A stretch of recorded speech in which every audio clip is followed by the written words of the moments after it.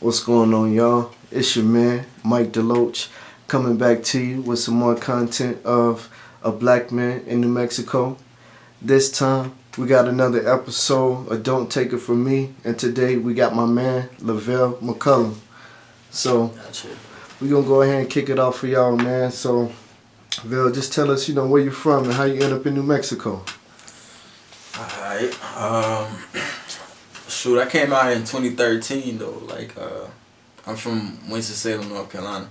Trey 4, y'all know what it is. Winston-Salem? Yeah, Trey 4, man. Down south with it. But yeah, I came out in 2013 and I came out here for school at first. It was like, I graduated 2013. We went to Beach Week. Everybody was like, damn, like going to schools and shit. I didn't know what I was going to do. I could have decided to work. But the thing was, like, where I was living at. It was like my situation at the time where I was living at. Okay. I was living with my aunt and my mom. I ain't had no car either, so I was like, I ain't about to stay here. Like, I got you. And it was crazy because I really decided to come out here either the day before or like 2 days before I actually got here. I decided to go to New Mexico, but it was always like a thought, right? Okay. So I had a couple schools that I was looking at. Gotcha. Thing is, my whole senior year, bro, I had stopped. I was going to school, but I was missing a lot of days too. Gotcha. So I was just done with school, bro. I really didn't even want to go to school. But the school I went to, Highlands, New Mexico Highlands, they basically opened everybody with welcome arms. You feel me? So, and it was cheap too. And now where is New Mexico Highlands? New Mexico Highlands is in Las Vegas, New Mexico. Las Vegas. So if you ain't never been to Las Vegas, New Mexico, it's a little small town. And when I first got there, I'm gonna tell you that story in a second too. But when I first got there, it basically is a college town because the town is so small that everybody who go to college there is basically like half the town. Okay. So my first time coming out here, I ain't know nothing about New Mexico at all. Nothing. So, like, when you think about New Mexico, like even just Mexico, it's like, it's gonna be something different. But my thoughts about it was just a desert and just like sand. Okay. And I wasn't completely wrong. I got you. You feel me? So my first time coming out here, like I said, I decided to come out here like the day before too. I came out here, my mom booked a ticket because she was like, you gonna do something. Like, yeah, you gonna work or go to school. So I just said, I'm gonna go to school. Okay. Alright. So she booked the ticket. I got on the plane and everything that morning. I'm leaving from Raleigh, North Carolina. I get on a flight to Dallas. Okay. Dallas, Fort Worth, the airport. And after Dallas, we went to Santa Fe. I didn't even land at Albuquerque Airport my first time. Okay, interesting. Yeah, we went to Santa Fe with it.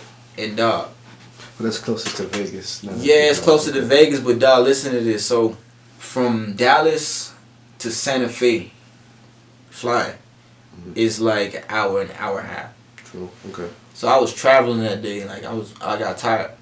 I fell asleep on the plane ride from Dallas to Santa Fe. Okay. If anybody ever landed in Santa Fe Airport, you already know what I'm about to say. So look, it's crazy, bro. So when I woke up on the plane, we was about to land. It was like 10 minutes out of Santa Fe. It was gonna land. Okay. Bro, when I laid out, first of all, I woke up, I was sweating, like on the plane, and I was like, dang, bro, it's hot in this. Then I looked outside, bro, and I ain't seen nothing but dirt and bushes. So I was tripping, bro. I was like, bro, we about to land, like where? You feel me? Like, So look, that Santa Fe airport, man, we get close to the airport, we land on the airport, bro. I'm looking around like, we just landed, but it ain't no real, it's buildings and planes, but it's like two buildings, and it's like high school is bigger than this building, bro. It's like elementary school is bigger than this building, bro. This building is small. Like the trailers they would have, like, where you would go to class. If you ever flown, bro, at every airport, it's like terminals, you feel me? It's ramps to get on the plane and thing. True. Bro, we landed this plane, and when we landed the plane, everybody got off the plane, walked down the steps of the plane, walked across the runway. It seemed like something was wrong with the plane. So it couldn't go no more. So everybody had to walk off of it, walk across the runway into the building. And bro, you feel me? I was 18, bro. I was thrown off. It was like, I'm experiencing all this for the first time, bro. I get inside the little airport. It's a Sunday, bro. It's a Sunday. And I'll never forget. I'm sitting in the airport and I'm like, dang, bro, like how far is Vegas from here? Like an hour? So I was gonna get like a taxi or either taxi or Uber, but Uber wasn't that big at the time. Right. And this dude in the airport, he was about to get off his shift, and I was like, dang, like where can I get like something like transportation? Yeah. I was talking to him. He was like, where you going? I told him like, yeah, I gotta get to Vegas to school's orientation today. I got you. Just wait till I get off. He said I get off in about like 30 minutes, 45 minutes. Okay. But I'm tripping. I'm like, bro, what? You gonna take me where? To Vegas? Right. You just work here. But I was tripping on it because, bro, I ain't have no ride to the school. Yeah. Landed in the middle of the desert somewhere. You feel me? And I was just like tripping over all of this that's happening, bro. And it hit me like, oh man, I might have messed up, bro. I might have messed up all the way on this one, bro. Like, what? So, out of all of the schools that you could have chose from, what made you come to New Mexico? What made me come, bro, is they was just cheaper than everybody else, and it was just like online it looked real nice, and they had my major. It was cheaper, and it was like one of the schools I got in. I got into there, and I got into South Carolina State, right? Okay.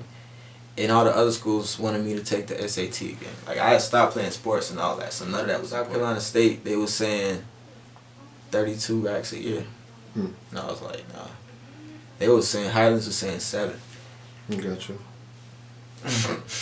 So it was like, and I pulled like 55, I think, from loans. You feel me? So it wasn't too much of a struggle compared to if I had, you know what I'm saying? No, I feel you definitely going into it, yeah. Yeah, so it was like, boom, I did that. And I just ended up living that basically college life when I was in Vegas, bro. Like, small town college life, it get lit sometimes, but. I got you. So within, you know, the college life, you know, especially coming from North Carolina, did you see a lot of other black students that went to the school? So when I went to this school, like I said, I feel like a lot of people probably was in the same boat. Like, we just need someone to go to school, get an education at a low cost, things like that. Okay. My first day when I got there, he dropped me off at like the corner at school, like right in front of the sign that said New Mexico Highlands University. I hit up my guidance counselor because we was like conversating back and forth, like, where you at? Okay, I'll be there in like 30, 45 minutes, something like that. And she basically just take me through the whole orientation thing. Like, I was late getting the orientation because of everything that happened. And by the time I got there, basically she just enrolled me in everything. And boom, boom, boom, boom, boom, boom. Got my dorm room. Boom, boom, boom, boom. Right there when I got my dorm room, I walked in, the whole place was trash. The whole place was trash, bro. And I'm like sitting there like, dang, bro, like, this crazy. This is a crazy day type shit. So I walk out into the lobby in my, like, the main lobby of the dorm, like the complex, and I'm just chilling and everything. This dude walk in. He about 5'10", Like, he kind of big, like 230. You feel me? We get to talking and everything. Ask him if he play football. He do. And I started talking about my dorm room that I just went in and seen it was trash, and I was like, damn. Like, whoever, I mean, like, I just walked in my dorm, it's dirty, bro. Like, whoever in there, bro, gonna have to see me. And he was like, oh yeah, what room you in?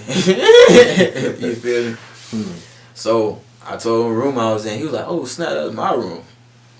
You feel me? And I was like, you gonna have to see me there, bro. Like no, nothing serious. No, he was just like, I was talking, I ain't even know that was his room, bro. Like, but what's the chances? Yeah, what's the chances, bro? And then we ended up being like roommates for the whole semester. He was a football player. Okay. So we get to know each other and everything, and he was another brother. Yeah.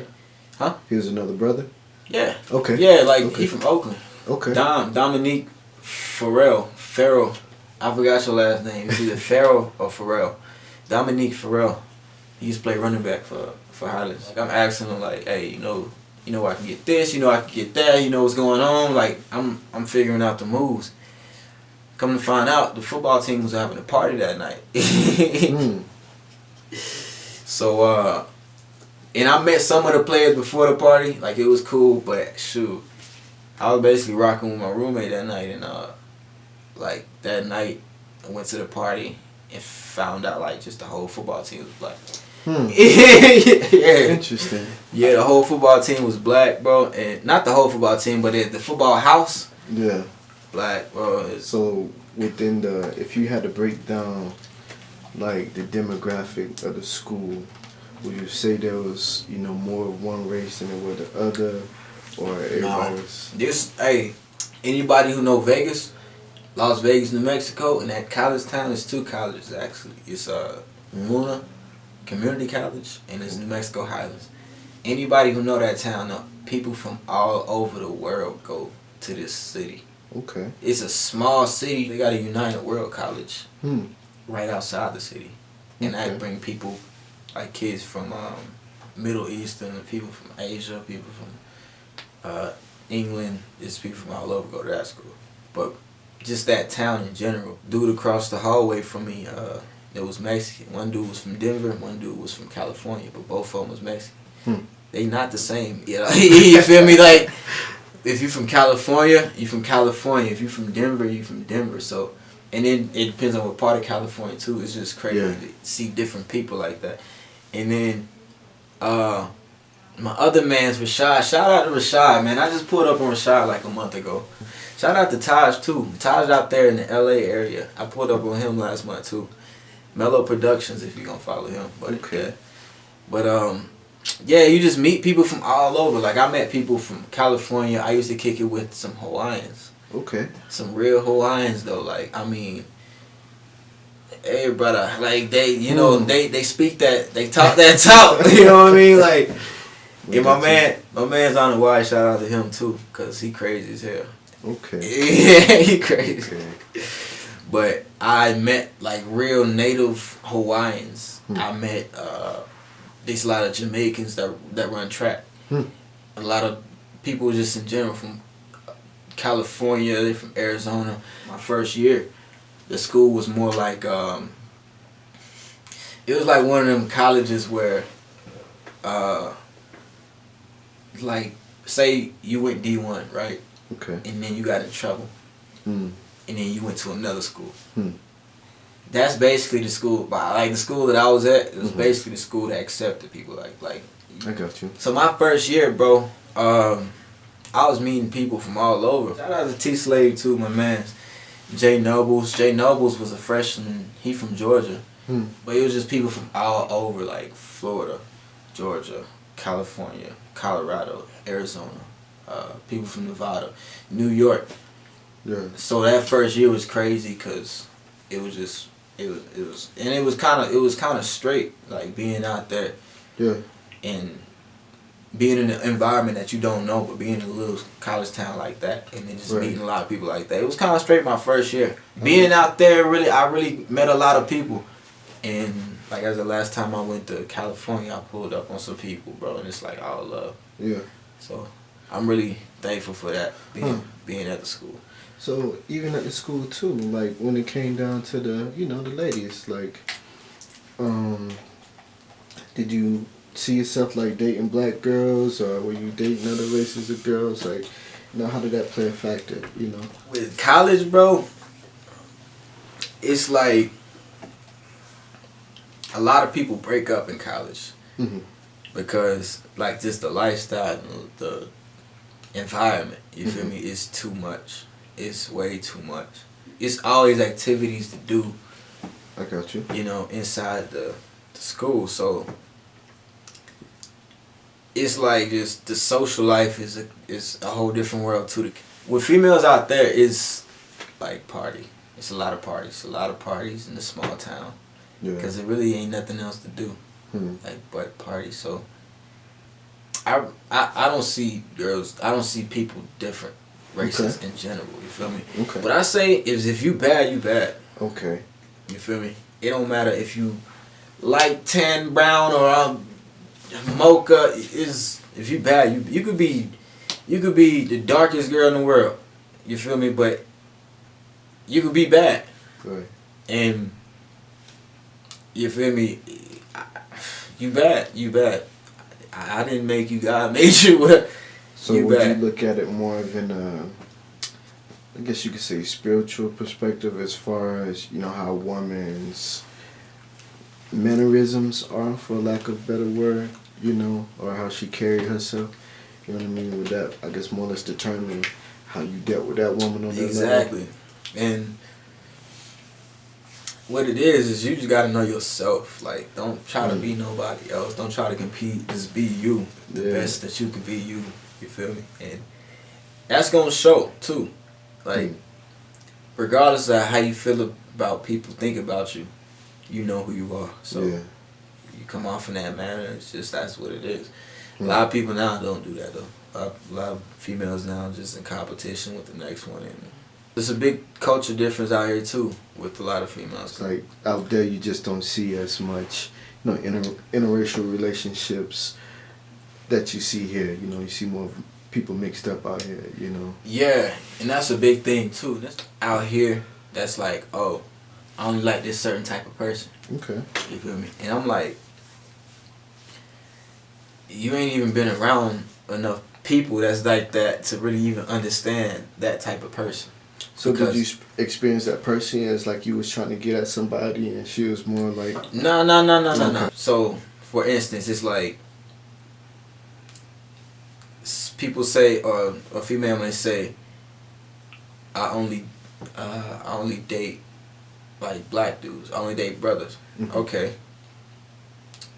First of all, out here, it ain't even enough brothers to understand that type of culture. Cause, like, you could be from out here and go to North Carolina, but you ain't gonna like it because it's just a whole different world, and it's faster paced too, so it don't wait on you. So you think that was kind of part of like the culture shock, kind of moving out here, saying it's almost more of a slower pace than what you used to. Hey, man, when I came out here, it was just wild. Like, things that would happen, it was like it wasn't normal stuff.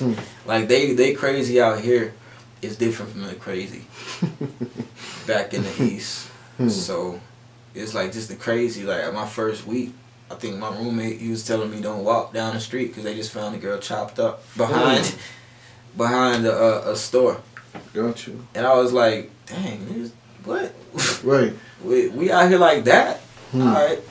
Back home, it was more like a lot of people focused on their careers, like what they gonna do with their life now, going to school and stuff. When I got out here, it was like parties every night. The one thing I did want to touch on, especially kind of being in the South, and even, you mentioned, how some people, are like, I only want to date this race. Did you, I guess that's more or less a prejudice, but would you say you experienced racism being out here in New Mexico and like dealing with other cultures? You know what I mean? As far as like races out here, it's not bad compared to like, you know, where we from. Where we from, you walk into a job interview, they cross you off the list. You know what I mean? Out here, it's not really like that, I feel like. But in the sense of different cultures merging, I ain't never had no problem with it. If you racist to me, it's like you just hating at that point. There's no point.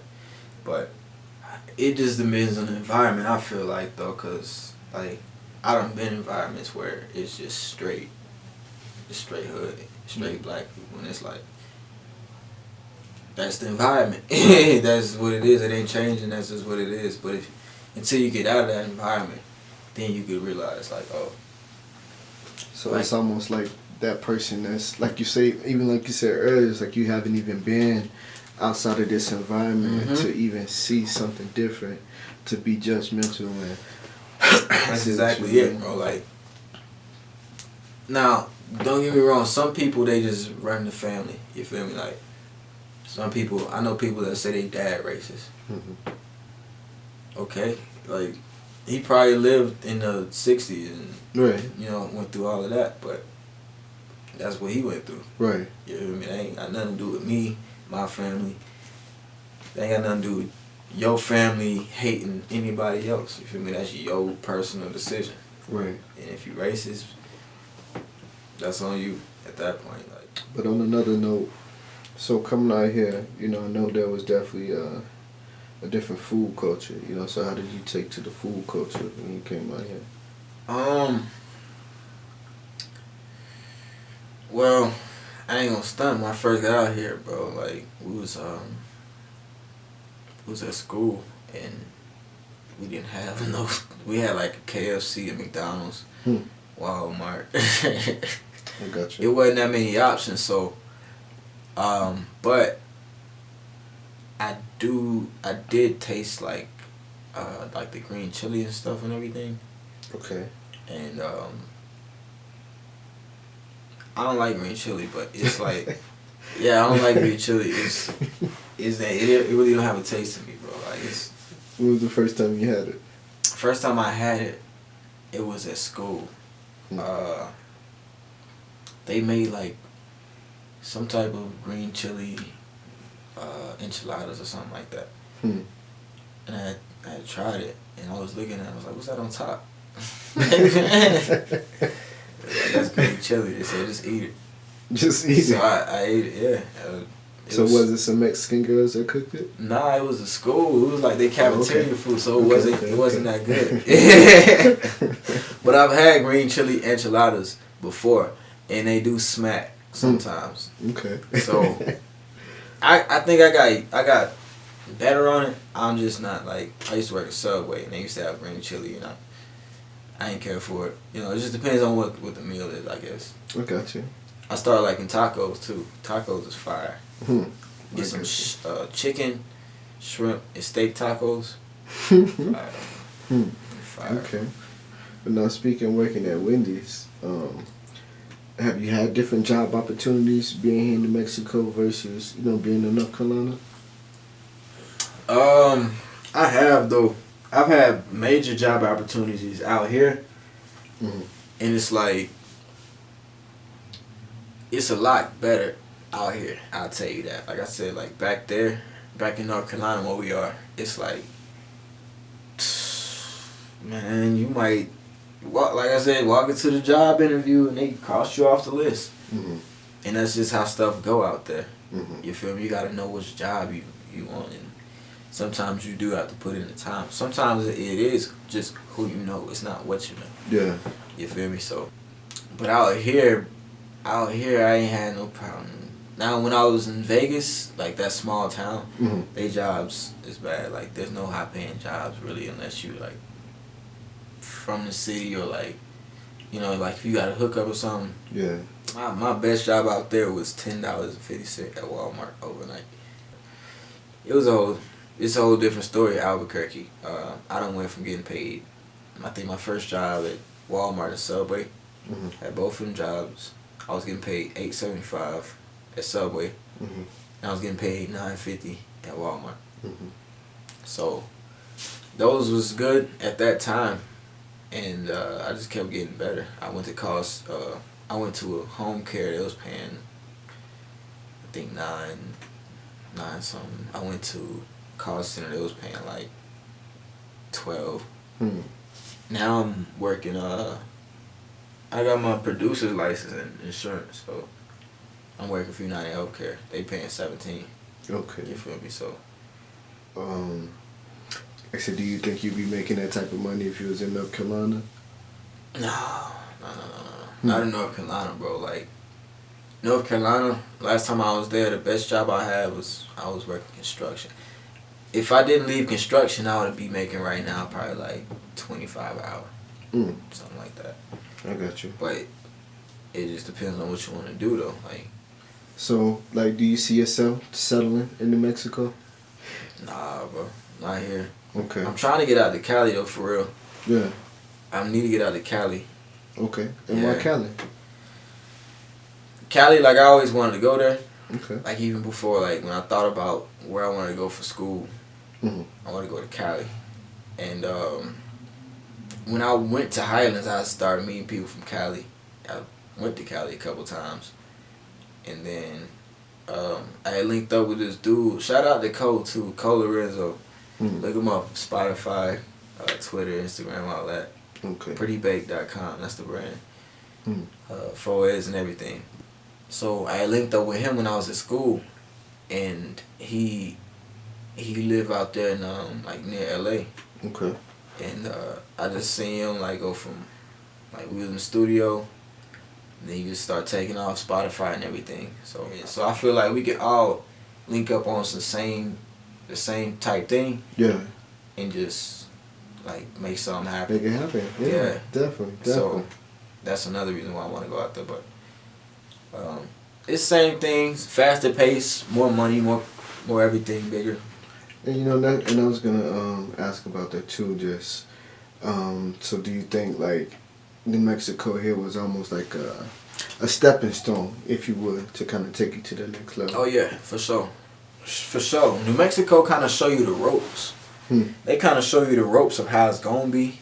And then you get to somewhere else and it's times two a little bit. It's like, okay, I like this. Like, with New Mexico in general, I think just the culture itself is a little bit relaxed to the point where that's their